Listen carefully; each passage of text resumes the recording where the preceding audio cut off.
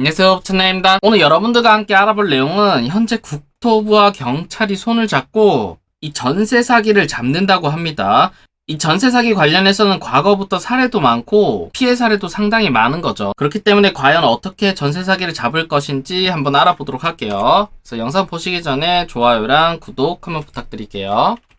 먼저 최근에 뉴스 기사들을 보시면 이딴 전세 사기에 칼 빼든 경찰, 그 다음 국토부가 깡통 전세, 그 다음 전세 사기를 특별 관리하고 이제 민생 사기 관련해서 검찰이랑 경찰, 그 다음 국토부가 이제 전세 사기를 잡는다라고 하는데, 그러면 여기서 여러분들이 아셔야 될 거는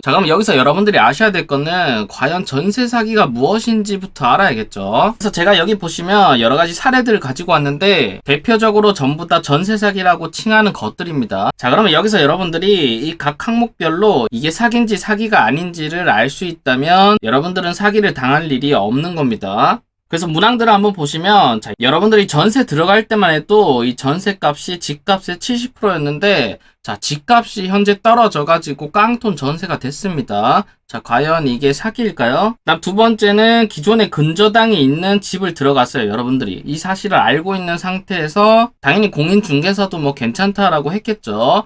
이런 집에 들어갔으면 여러분들은 사기를 당한 걸까요? 3번, 이런 사례도 많죠. 신축 빌라라서 주변 시세보다 조금 비싸게 전세를 들어갔습니다. 이것도 과연 사기일까요? 아닐까요? 그 다음 4번, 원래 금저당이 없는 집을 매수가 아니라 전세죠. 전세했는데 나중에 확인해보니 선순위 근저당이 있었다. 과연 이거는 사기일까요? 아닐까요? 그 다음 다가구 주택의 선순위 근저당이랑 기존 임차인의 전세가 얼마인지 확인을 안 하고 들어갔다.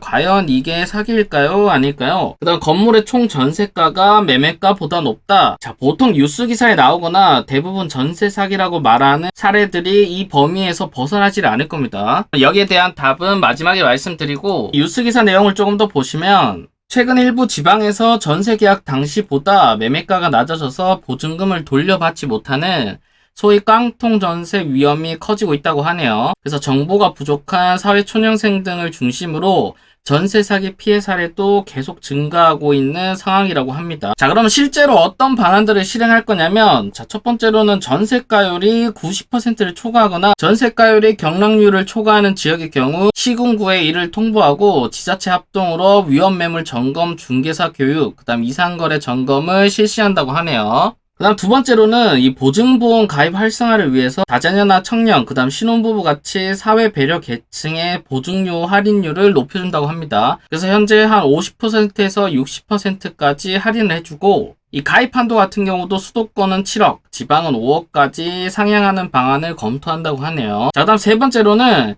보증금을 상습적으로 위반하는 임대인의 명단을 공개할 수 있도록 법 개정을 추진하고, 등록 임대 사업자가 보증 가입을 의무 준수하도록 여긴다고 하네요. 그 다음 네 번째로는 임차인들이 시세 정보를 제대로 확인할 수 있도록 주택도시보증공사랑 여러가지 정보를 활용해서 DB를 만든다고 합니다. 근데 여기 뉴스 기사에서만 나온 내용만 보셔도 딱히 전세 사기를 막을 만한 큰 방지 대책은 없어 보이는 거죠. 사실상 여기 내용을 한번 정리해보면, 사실상 전세 사기를 위해서 정부에서 칼을 빼든다라고 했지만 사실상 정부에서 할 수 있는 게 많이 없습니다. 아까 뉴스 기사 내용을 한번 취합해보면 상습적으로 위반하는 임대인의 명단 공개. 이런 건 좋은 거죠. 그 다음 시세 정보를 확인할 수 있는 DB를 구축한다는데, 이거는 뭐 이미 네이버 부동산이나 아니면 뭐 직방, 요즘 여러 가지 좋은 사이트들이 정말 많죠. 이미 그 사이트들로 대부분의 시세는 전부 다 파악 가능하고, 그 다음에 전세금 반환 못 받을 시 긴급 대출도 지원해준다라고 하고, 그 다음 법률 상담, 그 다음 전세가율이 급등하는 지역을 사전 관리해준다라고 하는데,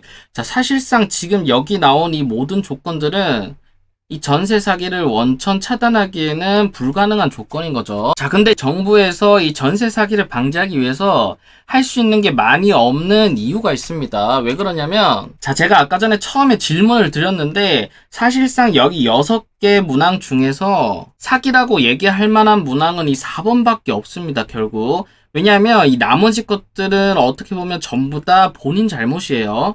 첫 번째 같은 경우도 원래 전세가 집값의 70%, 어떻게 보면 안전한 거죠. 이 정도면 안전하다라고 얘기할 수 있는데, 자, 이게 집값이 떨어져서 깡통 전세가 됐어요. 자, 이거는 누구를 탓해야 되죠? 이거는 제가 본인 잘못이라고 적어놓긴 했지만 이거는 뭐 시장 상황에서 어쩔 수가 없는 거죠. 매매가가 전부 다 떨어지면 뭐 이런 현상은 당연히 나타나는 현상입니다. 그 다음 두 번째도, 자, 기존에 근저당이 있는 집을 알고 들어갔어요. 당연히 뭐 공인중개사는 괜찮다고 하겠죠. 왜냐하면 복비를 받아야 되니까.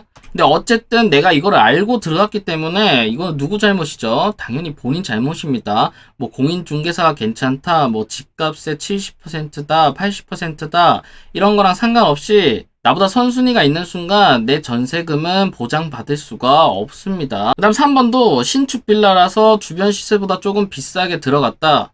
자, 이것도 부동산에서 당연히 이렇게 얘기를 하겠죠. 근데 어쨌든 이 비싼 거를 알고 들어간 것도 전부 다 본인 잘못입니다. 왜냐하면 모든 선택은 본인이 했기 때문이죠. 자, 그 다음 4번은 조금 이따 말씀드리고, 자, 5번 같은 경우도, 자, 그 다음 이 다가구 주택에서 또 이런 사례가 많이 일어나죠. 왜냐하면 이 다가구 주택은 실제 전세가를 알기가 쉽지 않습니다. 왜냐하면 여기 집주인이 기존 임차인들의 전세가 전부 다 얼마인지를 잘 안 알려주죠. 근데 그렇다 할지라도 여러분들은 이 집에 들어가기로 마음을 먹었다면 무조건 이거를 확인을 하셔야 됩니다. 그래서 이게 얼마인지 확인하고 이 주변 매매가가 얼마인지 확인해서 이 물건이 나중에 경매로 나가더라도 내 전세금을 받을 수 있는지를 확인을 하셔야 되는 거죠. 6번, 건물의 총 전세가가 매매가보다 높다. 자, 이거는 상황마다 다른 거죠.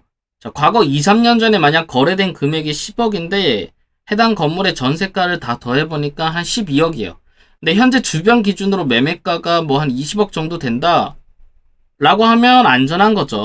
근데 만약 주변 시세를 여러분들이 알아봤을 때 만약 10억이다 근데 실제로 12억이다 라고 했는데 여러분들이 들어간 거면 당연히 여러분들이 잘못한 거죠. 그래서 뉴스기사나 여러가지 사례로 나오는 전세 사기라고 말하는 이런 상황들이 어떻게 보면 사실상 전부 다 본인 잘못에 의해서 벌어진 상황입니다. 그렇기 때문에 아까 보셨듯이 이 전세 사기를 위해서 마땅히 해줄 수 있는 게 많이 없는 거예요. 자, 그러면 이 4번 같은 경우는 뭐냐면 원래 근저당이 없는 집을 매수했는데 나중에 확인해보니 선순위 근저당이 있었다. 자, 이거 같은 경우는 어떻게 보면 마음 먹고 사기를 친 건데 사실상 이거를 방지하기 위해서는 전입신고 당일에 대항력이 생기도록 법 개정이 필요한 거 이거 하나가 있습니다. 그래서 이거는 개인적으로 좀 개정됐으면 좋겠고, 자, 그래서 이 전세 사기 관련해서 국토부나 경찰에서 조사한다라고 하지만 어쨌든 이 전세 사기를 방지하기 위해서는 정말 단순합니다. 여러분들이 본인이 직접 확인하고 여러분들이 직접 결정을 하셔야 되는 거예요. 그리고 나중에 전세금을 반환받지 못하더라도 여러분들이 반환받을 수 있는 좋은 제도가 뭐냐면 바로 전세 보증보험을 가입하시면 좋은 건데, 자, 이 전세 보증보험이 언제 효력을 발휘하냐면 여러분들이 실제로 이 전세금을 반환받지 못한 이후에 법적 절차와 경매 절차가 들어갈 때 여러분들이 이런 절차들을 안 할 수 있는 가장 좋은 방법이 바로 전세 보증보험입니다. 실제 여러분들이 전세금을 반환받지 못했을 때 그 뒤에 해야 되는 순서는 어떻게 되냐면, 첫 번째는 여러분들이 이사를 한다고 통보를 해야 됩니다. 왜냐면 통보를 안 하면 묵시적 갱신 계약이 되기 때문에 어쨌든 그 전에 미리 이사를 한다고 통보를 하고 이게 3개월 뒤에 효력이 발생하게 됩니다. 자, 3개월 뒤에도 전세금을 못 받았다라고 하면 두 번째로 넘어가는데, 자, 첫 번째로 내용 증명을 보내고 그 다음 이러한 사실들을 토대로 임차권 등기 명령을 합니다. 이 임차권 등기 명령은 뭐냐면 내가 지금 이사를 가도 대항력을 유지시킬 수 있는 방법인데, 자, 여기까지가 되었다면 이제 여러분들은 보증보험에서 여러분들의 전세금을 받을 수 있는 거예요. 여러분들은 여기서 전세금 받고 나가시면 되고, 자, 이 뒤에 절차, 여기 보시는 전세보증금 반환 소송 걸고 그 다음 이 소송 결과를 토대로 강제 경매를 신청하고 나중에 이 경매 결과를 바탕으로 배당 신청해서 배당금을 회수하는 이런 귀찮은 사건들을 전부 다 보증사에서 해결을 해주는 거죠. 그래서 만약 여러분들이 이 보증보험을 신청하지 않았다면 지금 여기 보이시는 이 순서대로 전부 다 진행을 하셔야 됩니다. 이렇게 진행을 하다 보면 기본 뭐 1년에서 2년 정도는 그냥 지나가겠죠. 그래서 그 안에 여러분들은 상당히 많은 스트레스를 받을 거다라고 알고 계시면 될 것 같아요. 그래서 어쨌든 이 전세 보증보험은 이러한 귀찮은 절차들을 전부 다 대신해주기 때문에 부동산 시장이 별로 안 좋다라고 생각하시는 분들은 이렇게 보증보험을 들어두시는 게 상당히 좋겠죠. 자, 그래서 결론적으로 이 전세 사기를 안 당하기 위해서는 뭐 공인중개사나 아니면 주변 말 듣지 말고 본인이 직접 확인하고 시세 확인해서 결정을 해야 된다라는 점을 꼭 명심하시기를 바랄게요. 지금 이런 내용 이외에 뭐 법적인 내용이나 아니면 대항력 같은 경우에는 제가 이 영상에서 자세하게 설명해놨기 때문에 여러분들이 이 영상을 꼭 한번 보시기를 권해드릴게요. 그래서 오늘 영상은 여기서 마치고요. 오늘 영상이 도움되셨다면 좋아요랑 구독, 그다음 알림 설정까지 부탁드릴게요. 감사합니다.